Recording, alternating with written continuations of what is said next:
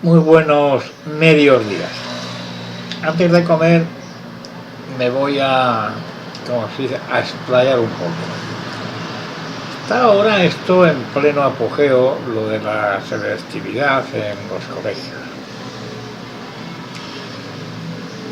La verdad que no sé para qué sirve, porque la selectividad debería ser ya hecha con anterioridad en los colegios. Cuando yo era un chiquillo, todo el mundo me decía: cuando seas mayor, yo te coloco. Claro, yo los estudios, o sea, me coloco en el sentido de empleo, no de lo otro, aunque ya existía, ¿eh? Había que colocón. Bueno, entonces, esto de la selectividad es un poco complicado, y además con un poco de mala leche. Aquí hay dos temas. El primero es que en España se supone que los colegios son gratuitos, pues no lo sé, hasta una cierta edad. Con el tiempo ha evolucionado. Yo en mi época, cuando yo era un chiquillo, la edad máxima del colegio eran los 14 años. Eso como términos generales. A los 14 años y un día, como en el Código Penal, ya te podías poner a trabajar, si querías y si encontrabas trabajo también. Entonces se empezaba con una norma. El aprendizaje solía durar, de cualquier profesión, solía durar 4 años.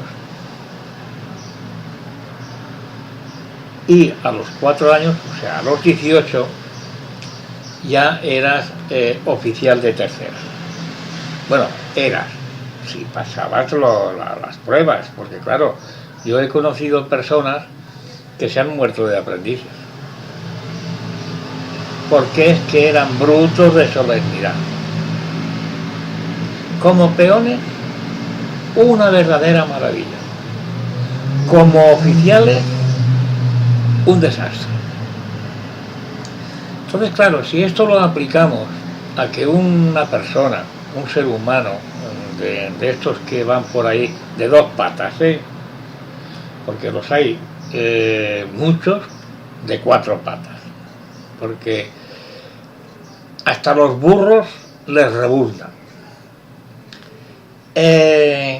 No es una cosa que sea agradable ni nada de eso, porque cada persona, por su naturaleza, por su forma de vivir, por sus compañías, por un montón de cosas, ya dicen que no hay dos iguales, y es verdad, no hay dos iguales. Yo he sido uno de los que bastante listillos, pero que las letras a mí no me han entrado. O sea, estudiar, pero la verdad, se me ha hecho siempre un poquito cuesta arriba. En cambio, lo manual, pues se me ha ido mucho mejor. O sea, siempre he considerado que la práctica supera a la teoría. Pero claro, si tienes práctica y una buena teoría, o sea, estudios, por muchísimo mejor. Yo lo que sí recuerdo es que de mi época, claro, no puedo hablar de la de otras, sino de la mía, salieron infinidad de maestros industriales. Porque si había una cosa en la época de Franco buena, había muchas. Otras que a muchos no les ha gustado. Bueno, pero no vamos a hablar ahora. Yo voy a hablar de lo bueno, de lo que nadie puede negar. Y es que un chiquillo entraba en una fábrica, claro, en un pueblo no, porque no había talleres, no había eso. Me refiero en las capitales, Barcelona, Madrid, Bilbao, bueno. Había una ley que hasta los 18 años, me parece que era, la empresa tenía la obligación de darle ¿cómo se llama esto? Unos estudios a ese aprendiz. Por eso el aprendiz no podía hacer más de 8 horas, incluso menos. ¿Por qué? Porque por lo mejor por la mañana trabajaba hasta las 5 de la tarde, o no sé cuántas horas hacían. Yo como que nunca me acogía a ese sistema, pues la verdad no me acuerdo. Lo sé por compañeros míos que dicen, me voy a la escuela industrial. Hala, se iban. Y salieron unos maestros industriales. Es una categoría como no llega a la de ingeniero especialista, que han cambiado mucho hasta los nombres de las profesiones, pero bueno. Yo como que no he querido nunca, pues nada, pero otros han sido unos extraordinarios, unos excelentes maestros industriales. ¿Por qué? Porque primero han estado en empresas buenas que les han permitido trabajar, cuidado, trabajar manualmente. Han conseguido estar bajo profesionales. Yo, por ejemplo, he tenido muchos de esos bajo mis órdenes. Claro, yo he intentado enseñarles todo lo que he sabido. Pues si esas criaturas acompañan la experiencia la mía, la que yo les he transmitido, a unos estudios, y esas personas tienen capacidad de estudiar, de asimilar esas lecciones, pues naturalmente que son unos verdaderos maestros. Pero aquí hay otra cuestión, porque hay dos clases de estudiantes: el pudiente y el del tipo mangante, o sea, bueno, el mangurrino, el que en su casa, con un poquito de suerte, a lo mejor a la semana entran 3 garbanzos y son 5 comensales. A ver cómo se lo reparten. Entonces, ¿cómo se llama? La ingeniería dietética hay que aplicarla. ¿Cómo la aplicas? Pues no sé, el que es más rápido llega el garbanzo, y el otro, pues como las aves en los nidos, que el que se duerme, el pobrecillo, la palma. Esa es una de las cuestiones donde, claro, eso en la parte de la gente pudiente, los llamados ricos, los señoritos, no tienen ningún problema. Lo que ocurre que en el 99% de las ocasiones salen más burros que un arado. ¿Por qué? Porque como que todos son caprichos. Eso sí, la carrera la cumplen a rajatabla. Bueno, a rajatabla, la cumplen el tiempo estipulado. Si por ejemplo esa carrera tiene 4 años, al cabo de 4 ellos son obtienen el título. Y el hijo de un obrero, a lo mejor algún año no aprueba, resulta que una carrera de 4 años se le convierte en 6. Es posible. Esta es una selectividad que era muy curiosa en mi época. Ahora no. Ahora hasta el más tonto tiene derecho a la universidad, naturalmente, pero se la tiene que ganar. El rico, ya sabemos que el padre paga y paga y paga, y la universidad la tiene garantizada, por muy burro que sea. El pobre tiene la mala leche de que como que no tiene dinero, se tiene que basar pues en becas, en esto y en lo otro, y por eso se pierden unas grandes fortunas, digamos, profesionales. Eso es ley de vida. Ahora mismo, la selectividad que se está haciendo, creo que hay partidos que dicen, no, todos, cuidado, todos tienen derecho a la universidad. Carajo, pues claro, pero ¿a estudiar el qué?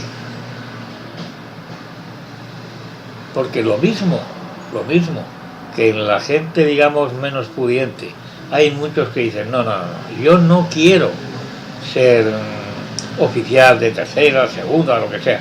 ¿Por qué? Porque yo no quiero responsabilidades. De esos hay muchos, por desgracia. Pues tanto en el trabajo como en los estudios, la cabeza de una persona, lo que único que tiene que pensar es en aprender. Cada día, hasta el gusano más rastrero que hay por ahí, hasta ese aprende. Cada día aprende a que no lo pisen. Por ejemplo, en un gusano. Y si es un ave, a que no le peguen un tiro en época de caza. O sea, el saber, como decía aquel, no ocupa lugar. Ahora no vayamos a meter 10.000 sabios en una jaula de grillos, no, eso tampoco. Ocupan algunos en su lugar, cada uno en su lugar.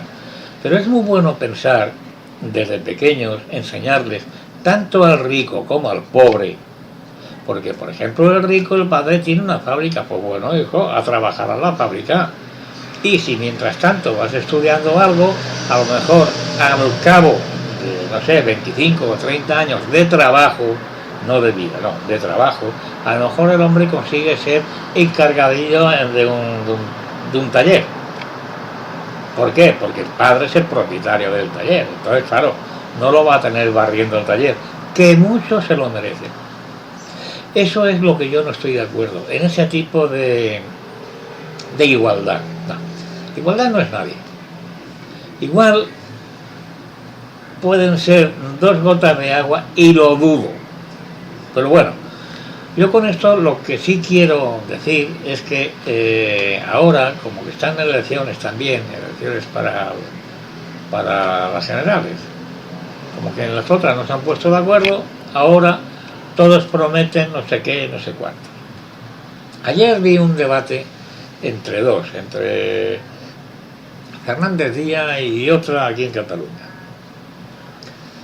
El hombre, Fernández Díaz, no sé si por educación o por no querer machacarla a la socialista, porque la socialista le estaba criticando una serie de cosas. Y él, cuando le contestó diciendo, bueno, ¿y usted qué haría?, la otra se fue por las ramas. Entonces, ¿qué narices buscan? Ellos pretenden que todo el mundo vaya a la universidad. Me parece muy bien. ¿Y quién trabaja? Porque esa es otra. Es que todos vamos a ser silleros. Cuidado, esa es una profesión muy digna. Siempre tocando culos, ¿no? Algo es algo. O joyero, haciendo joyos. Yo, por desgracia, he sido fontanero y electricista, más electricista que fontanero. También he hecho mis pinitos en la albañilería. Yo he bajado las cloacas. No es nada agradable ver los zurullos por allí corriendo, limpiando cosas asépticas. A mí no se me han caído los anillos. Alguien lo tiene que hacer. Mucha gente no le gusta. Pero es que en mi familia siempre han sido pobres. Bueno, pobres. El que puede comer todos los días ya tiene una gran riqueza. Y en mi casa nunca ha faltado la comida, nunca. Incluida la época de racionamiento cuando Franco. Ahora es cuando veremos a ver cómo yo mismo, en mi persona, veremos a ver cómo me las arreglo, porque la cosa la tengo un poquito delicada. Pero bueno, eso ya se verá. De todas maneras,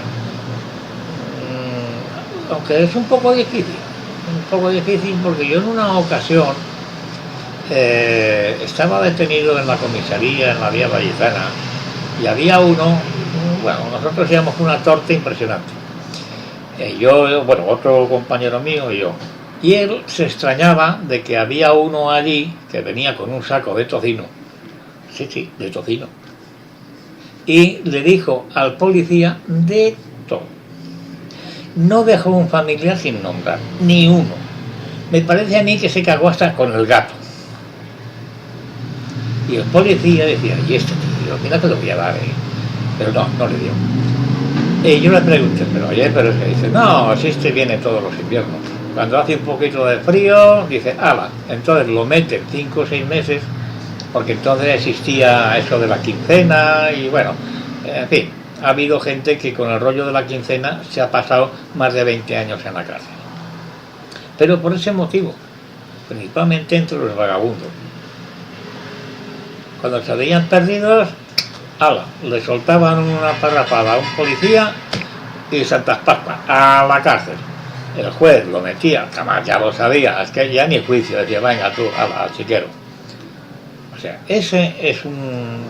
Son épocas que ahora, no, ahora aún, o sea, yo los veo tirados en la calle, tirados en la boca del metro, en las cajas de ahorro, unas jetas.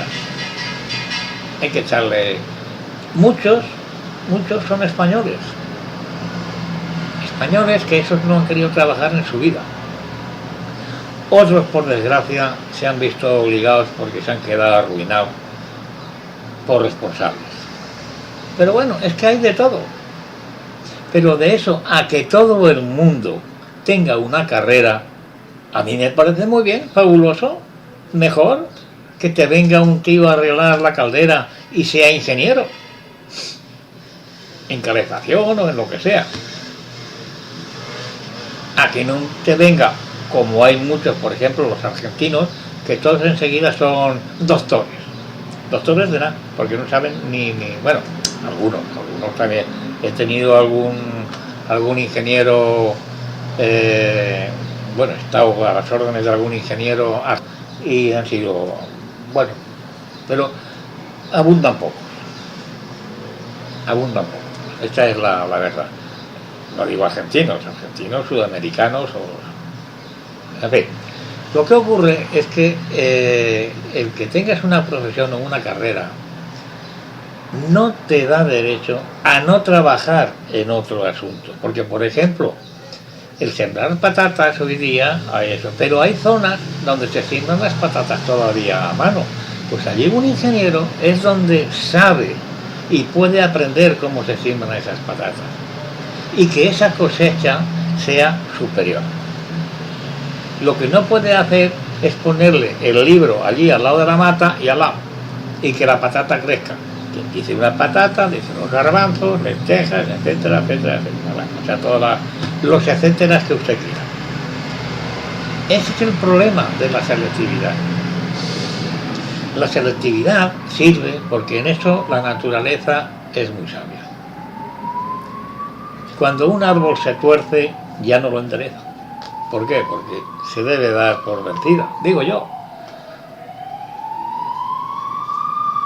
La naturaleza es un ejemplo que debemos de seguir. Y ahí sí que hay selectividad.